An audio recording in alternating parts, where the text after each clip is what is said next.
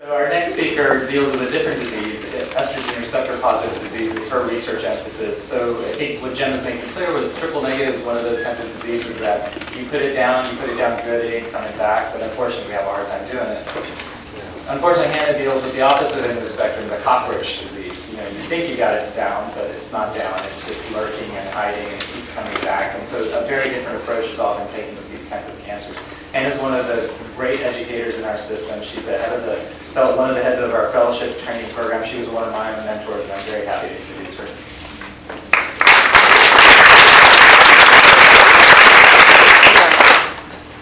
Thanks, Vicky. Thanks everyone for being here. Thanks for inviting me to speak. And you know, this is a tough group, and I really appreciate your interest and appreciate that we're having this conference. And for those of you who participated in clinical trials, thank you very much, because that is how we move the field forward. But really, we all know this helps others, not just you. So it's a very noble thing to do.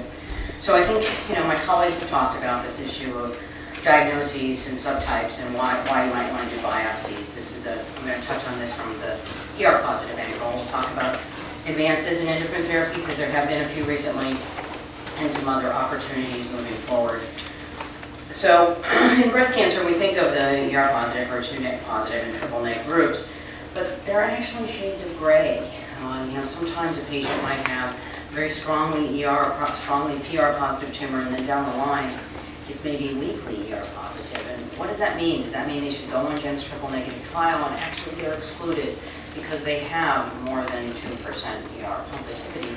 This is a real frustration for us, and we don't understand it because actually they may be different. And I think we need those heat maps and other things in trying to sort this out, but we aren't there yet. So that's why I think a biopsy is indicated prior to initiating therapy when we find metastatic disease, and it is why biopsies are now mandated on clinical trials, is so that we can pull that all together. So this is an example of some work we've done here and some of the why. So if you look at the patient here, this is we do estrogen receptor imaging. It's a tracer. It's a radiolabeled estrogen, like a radiolabeled sugar is FDG PET. And you can see a spot in this patient's spine that is probably more estrogen receptor positive than glucose positive. This is a wimpy ER-sensitive tumor.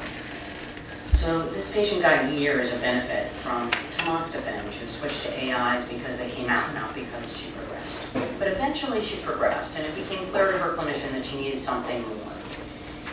And so if you look at the second panel down, that spot in the spine is gone.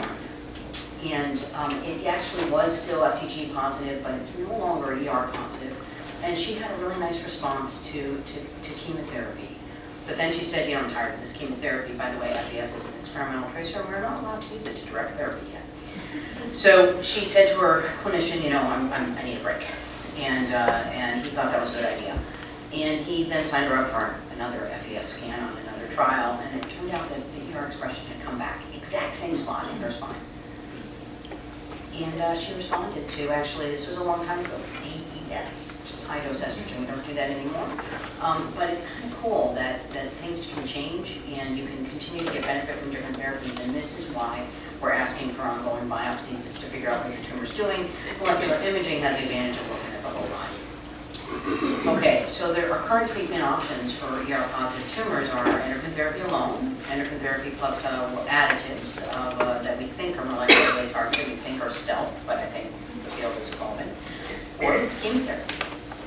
So the endocrine options, fulvestrant is a really good drug. It's a kind of punitive drug, and it's an injection, but it's a very active selective estrogen receptor down modulator.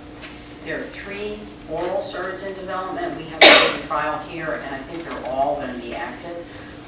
And this is a really promising advance. I think they're going to be more potent than fulvestrant, and fulvestrant is actually a pretty active drug.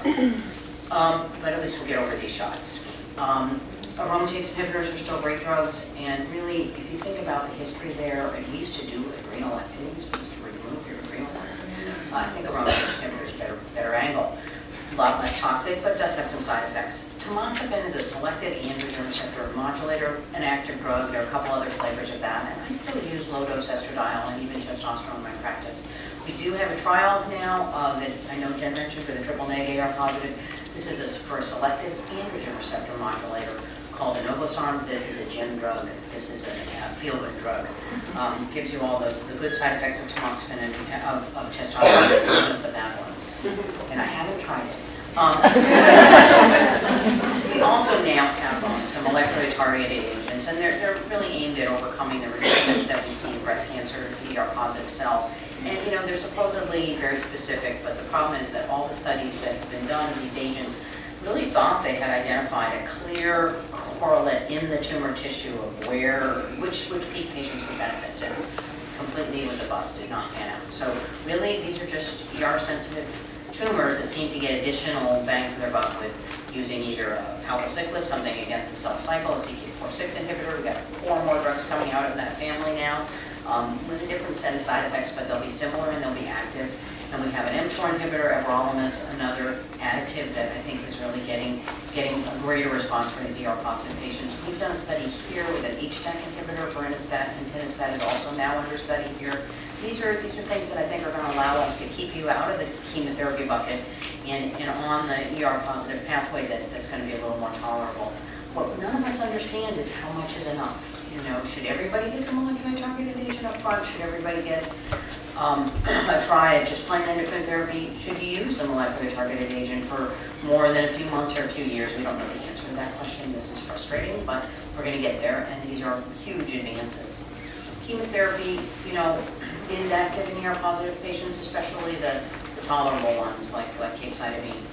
We've developed a study here to look at a lower dose version of a regimen, really to build on the experience that a low-dose weekly regimen and less capecitabine and less paclitaxel and less vinorelbine is actually more effective.